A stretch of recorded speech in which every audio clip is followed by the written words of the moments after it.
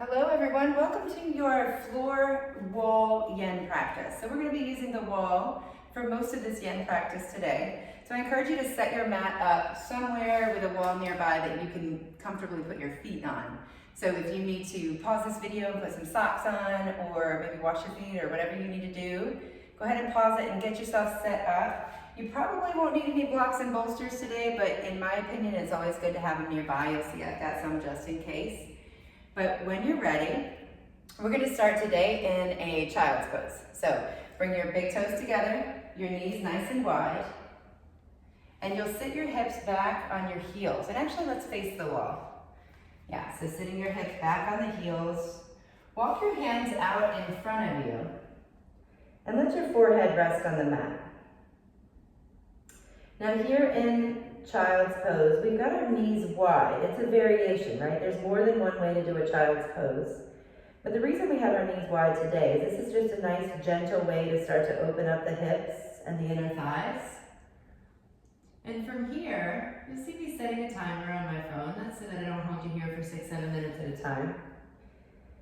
But what I want you to notice, this is a really nice, gentle begin to your yin practice. Just let your body slowly become aware of your surroundings. Maybe your eyes are closed, but you can notice what the backs of your eyelids look like. You can notice the space under the shins, that part that's touching the mat. Notice the forearms on the mat, the elbows, the palms, the forehead. Noticing all the connection of your body to the mat. Notice the tops of the feet, the tops of the toes. But more importantly, notice how wherever you're guiding your awareness, whatever it was there before. But it's like we can shift our awareness around, right?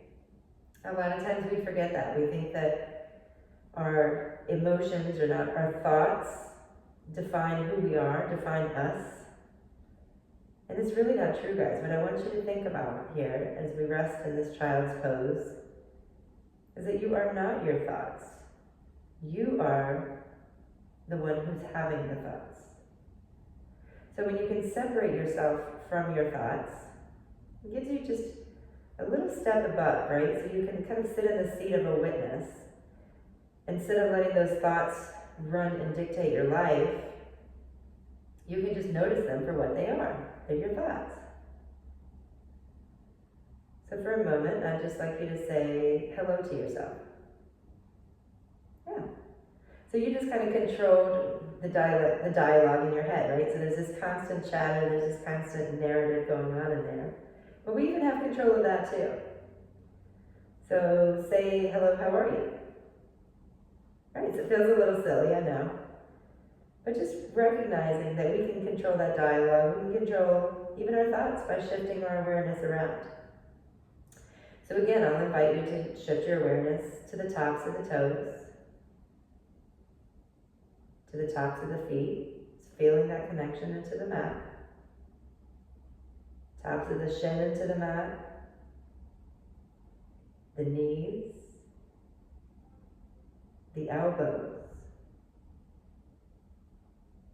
the forearms, the palms,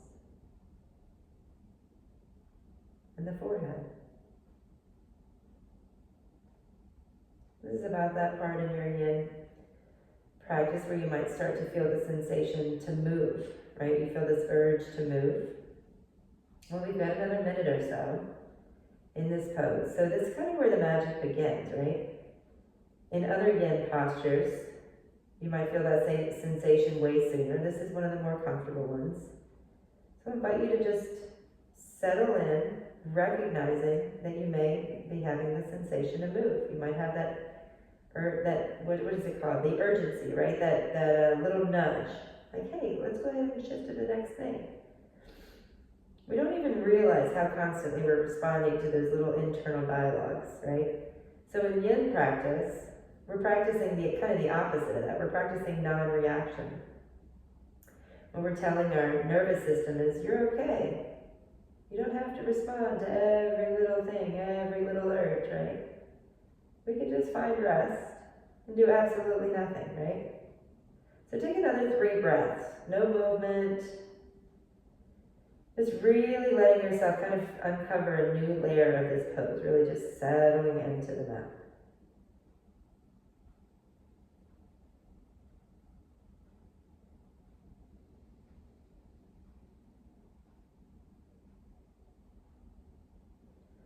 All right, now we want to come out of these yin postures super, super slow. So even though it feels like maybe you weren't doing too much, a lot's happening in there. I want you to just very slowly start to bring the hands under the shoulders. Lift your head, maybe blink your eyes, lift your lips.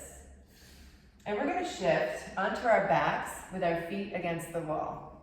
So take your time. I want you to move real slow. I know I already said it, but it bears reminding, right? Bears repeating, I should say. Coming onto your back, you're going to bring your feet up to the wall, just like this. So my right hip is a little tight, so I'm going to give myself a little extra space. If you know you're really flexy, I want you to scoot your hips a little closer to the wall, okay?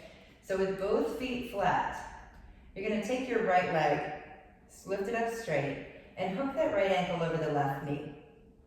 All right, so you might recognize this as a reclined half pigeon. We're using the assist of the wall. Now for me, I'm not feeling a whole lot, so I'm going to scoot myself a little closer to the wall. If you're feeling too much, you can scoot away from the wall or lift your foot up. Now that feels way better for me now that I'm closer to the wall. So what that does is bring my knees closer to my chest. So you can get as close or as far away as you need. But what you want to be able to access is a sensation of doing very little, right? So let that left foot kind of do all the work, just pressing into the wall. Let the wall do the work, I should say, right? You can add your right hand to the outside of the right knee, maybe at first, just trying to kind of gently encourage that opening. But what we're going to do here is as little as possible. Let's take those arms up to a cactus shape. And set my little timer so I don't leave you here too long. All right. So your palms are going to face upwards, right? This is going to help open your heart. And you can take a little tuck of the shoulders under the shoulder blades if that feels better. Maybe rock your forehead side to side. And then just let the back of the skull rest on the mat. So as we work to find rest in this reclined half pigeon using the wall, we're going to kind of just go through each part of the body, looking for anything we're holding on to. It takes a while, you know. In yin, I'll tell you guys, yin actually means surrender. So the idea is that we put ourselves in these postures and then we do absolutely nothing. We do our best to release muscle engagement and find rest in these comfortable or uncomfortable postures. So what we're going to do is just start with the left leg, right? Notice if you're holding that left leg rather than letting the wall hold it, right? So just let your left foot kind of settle into the wall a little bit more. Yeah, I noticed I was holding a little bit, even myself there, yep. And then the right leg, notice if you're kind of holding onto that right hip, kind of guarding it. See if you can't just soften. Let gravity take over a little bit.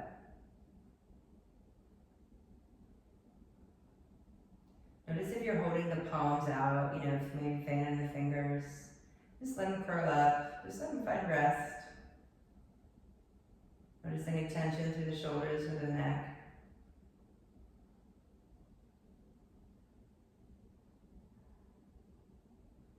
And as you're settling here into this pose, you might start to feel the urge to move, right? Not urgency, but the urge to move. So for me, I'm feeling some sensation in my right knee. It's feeling kind of like stiff and sore a little bit. But I'm recognizing also, I know I don't have an injury in my knee. I know when I first got here, I felt fine. So what I'm really feeling is just a little stress on the joint. And that's okay. So it's kind of tough to define, right? And a lot of people ask me like, hey, is this supposed to hurt? And the answer is no. You should never hurt, right? You should never feel like a pain that makes you kind of suck in your breath a little bit, like kind of makes you whinge. But at the same time, sometimes we overcompensate, right? We feel like the tiniest twinge of discomfort and we immediately make an adjustment. I want to encourage you guys to kind of step behind that a little bit. Like this little bit of discomfort through my knee is coming because my hip is a little tight and it's kind of pulling on my knee, but I know that that's just coming in waves because we're holding this pose for a while, right? And that's actually the way this practice was designed. This practice, again, was designed to put just a tiny little bit of stress on the joint so that when you come out of the poses, guess what happens? Blood flow rushes into the joint and makes it stronger than it was before. So like kind of like in the way that when you're working out, right? You're lifting weights and you have soreness the next day. But what that soreness actually is tiny little tears in the muscles that rebuild stronger than they were before. So the soreness you're feeling is the regeneration of muscle forming stronger than it was before. So we're doing the same thing, but with the plastic stuff in there, like the tendons, the ligaments, the cartilage, right? We're putting just a little bit of stress on those areas in a controlled setting so that when we really slowly come out, blood flow rushes to the area, promotes healing, makes it stronger than it was before. So speaking of coming out, it's time to come out already. It came pretty quick, right? So I want you to take your left toes and just start to scooch them up the wall. It's a really nice gradual way to come out. Again, you always want to move super slow. Very slowly take your right foot up to the wall. And just let your legs hang there for a moment. I lost my timer here. Let your knees bend again. You might just want to hug the knees to the chest. Super slow, moving side to side. And we're going to do the same thing on the other side. So plant your right foot into the wall, left ankle over the right knee. So remember to make those adjustments. If you're a little tight, you can scoot your hips away from the wall, or you can lift your foot up the wall. If you're a little looser on this side, you might want to scoot a little closer. So just take your time getting comfortable, drawing the shins towards your chest. You can just take a little gentle outer spiral of that knee with the left hand. Don't notice any tension, anything you're holding on to. And instead of bringing the arms to that cactus shape, this time we're going to bring them out to a T. Still keeping those palms facing up. Take a full breath in. And a nice slow exhale.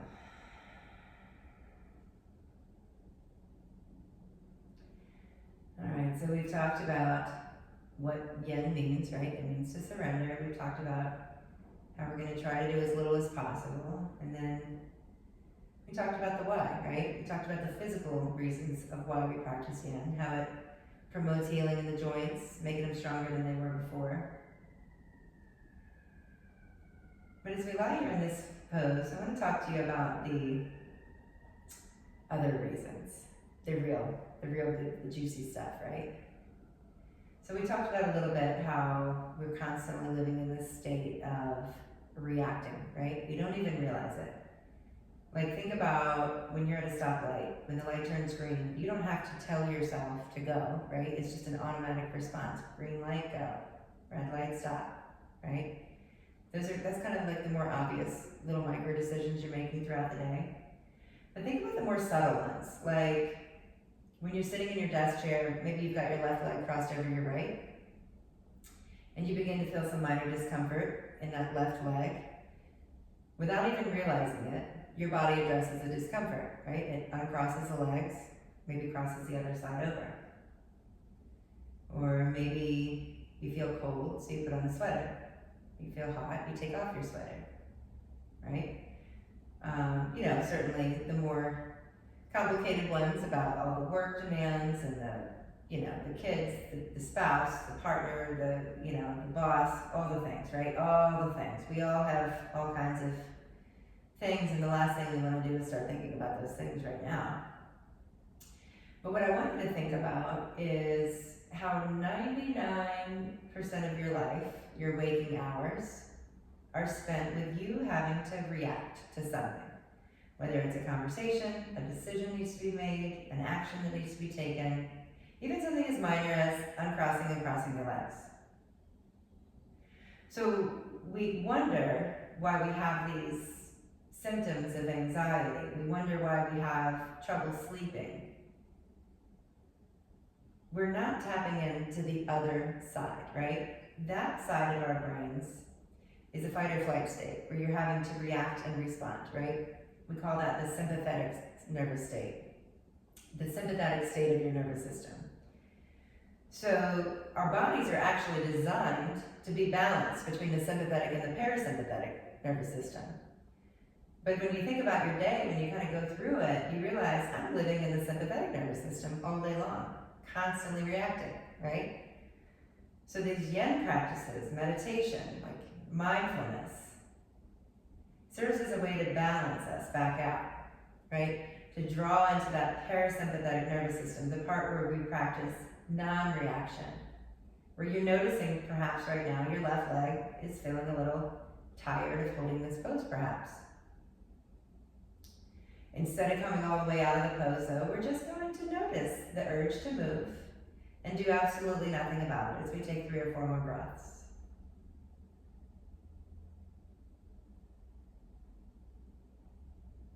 Allowing yourself to feel an urge and not react to it is part of that practice. Now it's already time for the next pose, so take a big breath in. And slowly exhale. Alright, so we're going to take those right toes and scooch them up the wall. Uncross the left leg. Maybe assist it back to the wall. And just hang out here for a moment, just letting the blood flow rush back into that left hip, back into the legs. Notice it might feel kind of crazy. Sometimes in yen postures you can lose feeling in your legs, or in whatever, your arms, your legs, whatever you're working on at that time. And it scares a lot of people, but it's okay. As soon as you start moving around, you're gonna get it right back. So the next thing we're gonna do is a spinal twist using the wall. So bring those feet into the wall. And you're going to take your knees and just walk them along to the right, and you're going to come all the way with them. So you're kind of lying on your right side here, placing your feet against the wall. Now from here, you're going to open up the body so that those palms are facing up like they just were. Now it feels a little different because your feet are into the wall here. So this is a spinal twist with the assistance of the wall kind of holding your shape. So if this already feels pretty good, like for me it's plenty, if you want it a little bit more, you can take your hips a little closer to the wall. That's going to be a little bit deeper of a twist. I want your left shoulder to be towards the mat, right? For some of you, it might be not anywhere near the mat. You can always take a little blanket and place it under that shoulder so you can feel the sensation of grounding.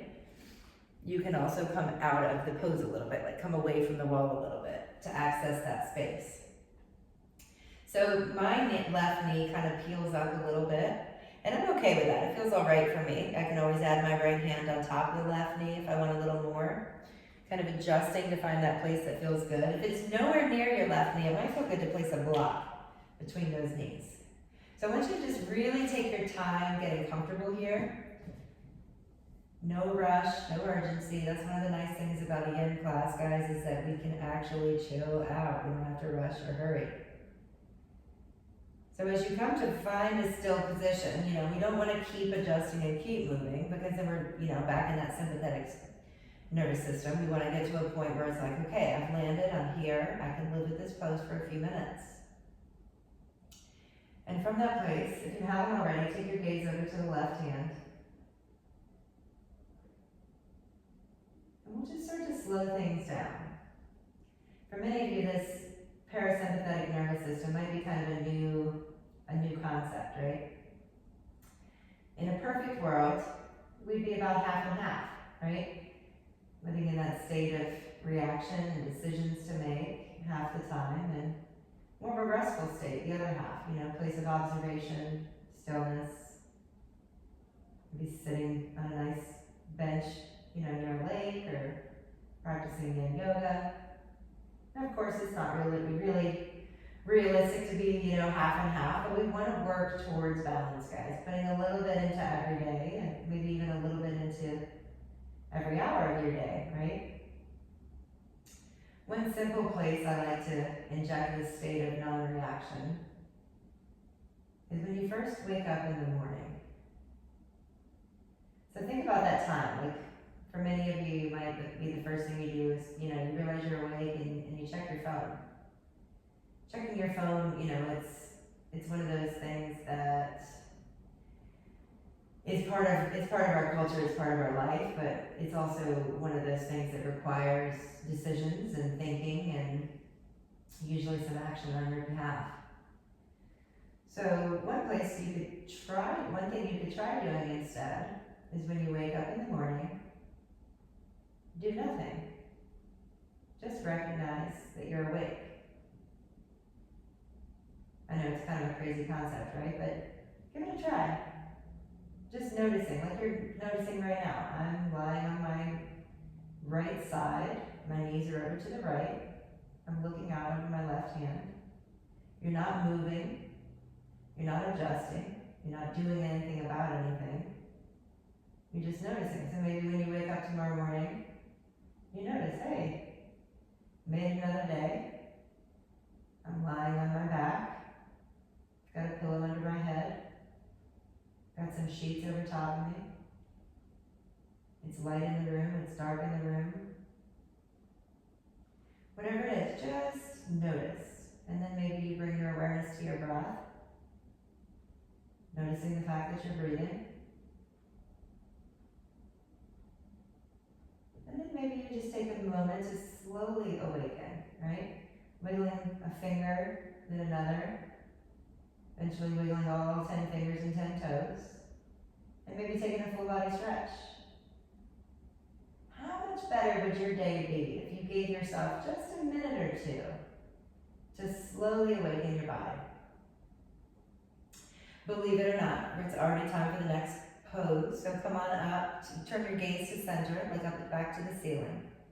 And I want you to just nice and easy, take your right hand underneath that left knee and then just kind of roll back onto your right side. We're gonna walk those feet back up the wall and let them come over to the left side. So you end up laying on your left side all the way, right knee on top of the left here. Then we'll open up the right arm, taking your gaze out over that right hand. Now remember, we took several moments here to kind of adjust and find a position that you can live with. Now you're kind of getting the idea of this yin practice thing, right? There's several minutes of holding and not moving. So, if you are uncomfortable and then you find stillness, that discomfort is gonna get pretty intense. So you should be comfortable for the first minute or two, and then maybe let a little bit of discomfort seep in that third or fourth minute. So as you come to this pose, take your gaze out over the right hand. Just begin to notice all the things, right?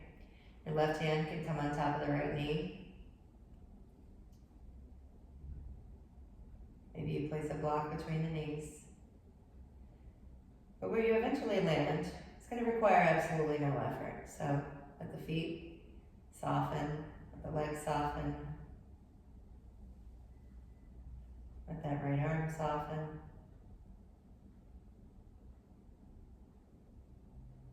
Let your neck release.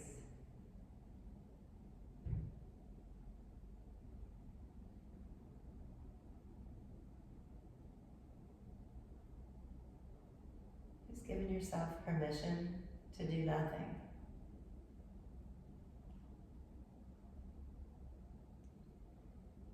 If you're feeling a lot of mental chatter, that whole what the heck's going on? How long are we gonna be here? When is that lady gonna shut up? All that stuff. You're not alone, guys. I mean, we all have it, right? We all have that inner dialogue. And rather than pushing it away, I just encourage you to step behind it, kind of coming into that seat of the witness and just notice it. Notice your thoughts. Let them pass by, like clouds just passing by in the sky.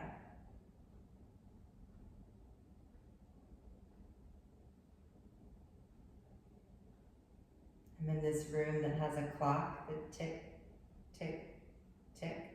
And I've been in this room for several hours today. And this is the first time I've heard that. It's been there all along. But it takes a certain amount of stillness and quiet to notice that sound. So maybe you let your awareness kind of float around your room wherever you are,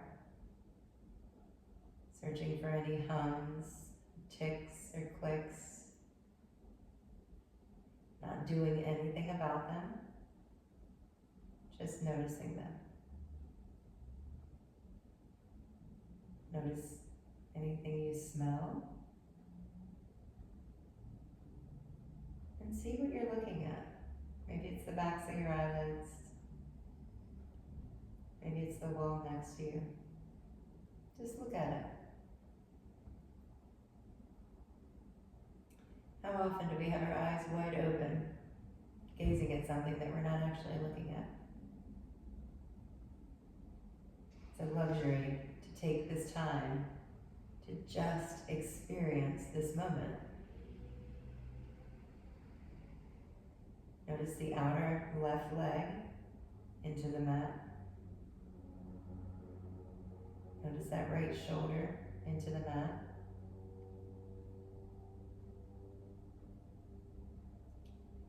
Take a big breath in. And slowly release that breath. Turn your gaze back to the ceiling. Roll back onto your left side. Super, super slow.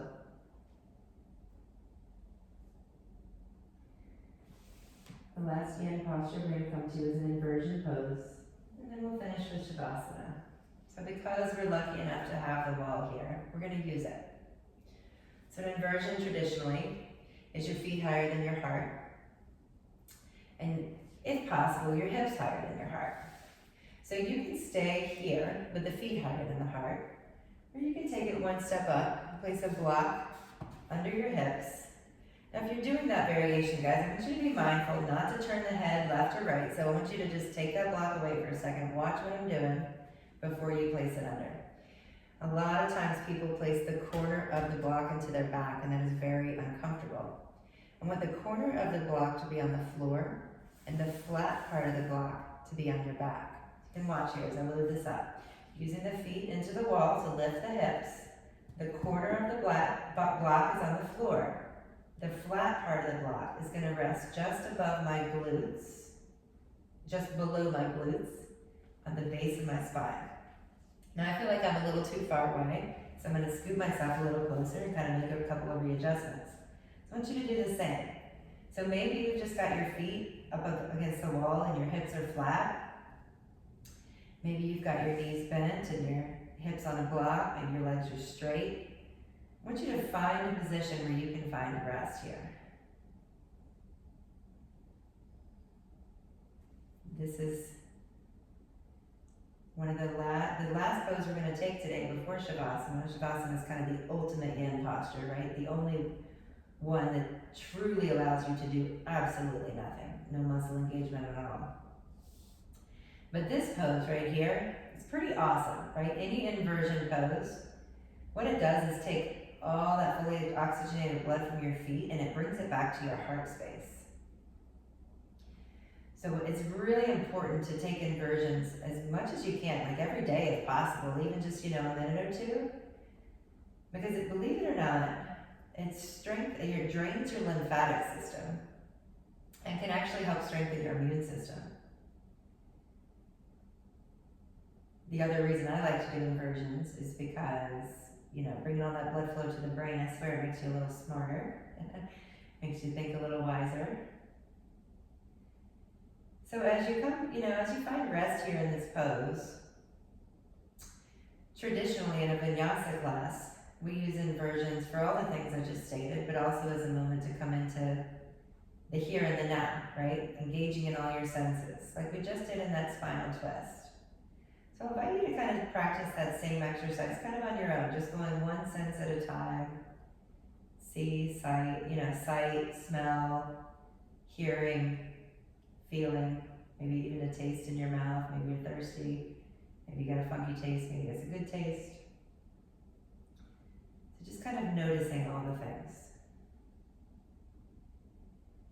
This pose is a great time to really study the detail and the architecture of the ceiling, whatever room you're in.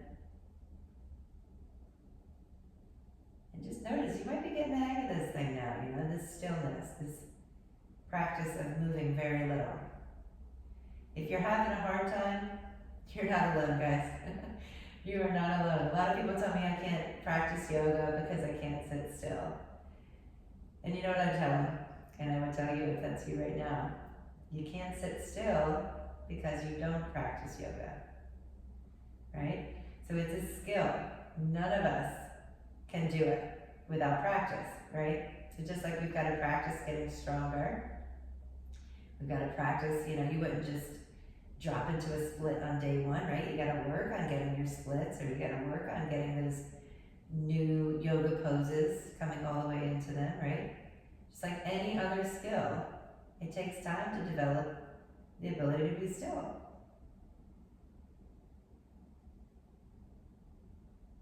So that, inner dialogue, any of that chatter, even if it's in there just screaming at you to move, I want you just to hang in there and know that it does get easier. It does become a skill that you can get better at with more practice. So keep showing up to your mat, tapping into these yen poses. And the next thing you know, you'll be surprised when it's time to change to the next yen posture. All right, guys, it's time for the ultimate yen posture, shavasana position. So I want you to very slowly, if you've got a block underneath, you bring the feet to the wall, lift those hips, remove the block. And we're gonna just very slowly kind of rock onto your side and scoot yourself back out here. And shavasana is always nice and cushy, but in a yen class, don't be afraid to put a blanket over you, a bolster under your legs, just to really get cozy and comfortable. Because you're gonna be here a little longer than you would be in a traditional vinyasa class. So we'll begin. Shavasana is typically taken with your legs to the outer edges of the mat. So your feet kind of splay out to either side. And your palms face upwards with your arms not super far away from the body, but just enough that you have some space, right? That you're not touching your sides. My back feels a little light, a little funky, so I'm gonna do a pelvic tilt, kind of flatten my spine. You might wanna do a happy baby or not rock your knees side to side. Feel free to take any, we call those just finishing postures. If your body's craving something, just do it. Let it feel good. As you come down and settle down. For me, I notice when my palms kind of round forward, so it can feel good to kind of do a little gentle tuck of the shoulders under the shoulder blades. And that allows my palms to face upwards. So do whatever you need to do so that you take all the work out of holding the arms and the legs. Notice any tension that you've got left in the shoulders and the neck. You're rocking the head side to side, finding that spot right in the center that requires no effort. And then bring your awareness to your face. Release the jaw. Take the tongue off the roof of the mouth. Unfurrow your brow. Take a big breath in. And as you exhale, give yourself permission to fully rest. Shavasana.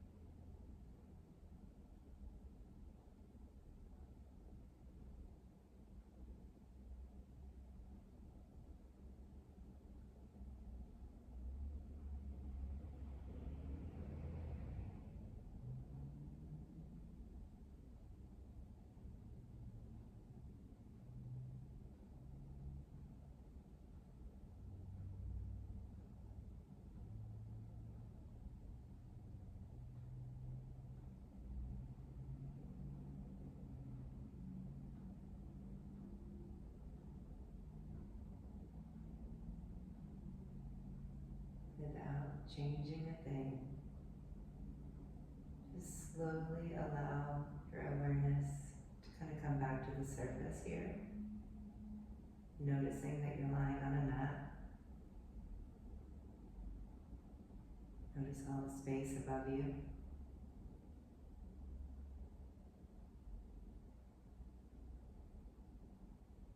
Notice the fact that you're breathing. Not doing anything about it, just noticing.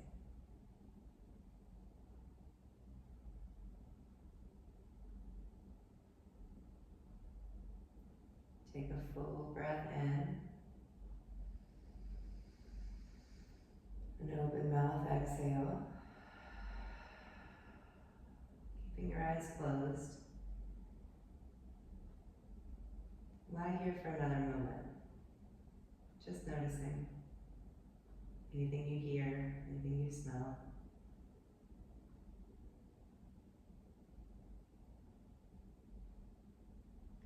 Wiggle just one finger. And another. Eventually move all 10 fingers. Add the toes. Taking your time, slowly bringing some movement back into the body. Eventually reach your arms overhead, take a full body stretch. Move up to your right side and just notice how you feel. I encourage you guys to notice how you feel throughout the course of the day, especially if this was your first yin practice.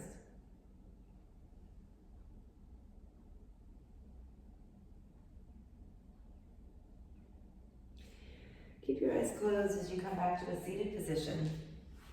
We'll draw palms to heart center. And we'll close our class with a word that means, the light in me sees and honors the identical light in all of you. Let's bow forward as we say, Namaste. Great job, guys. Way to hang with me to the end there. Can't wait to see you next time.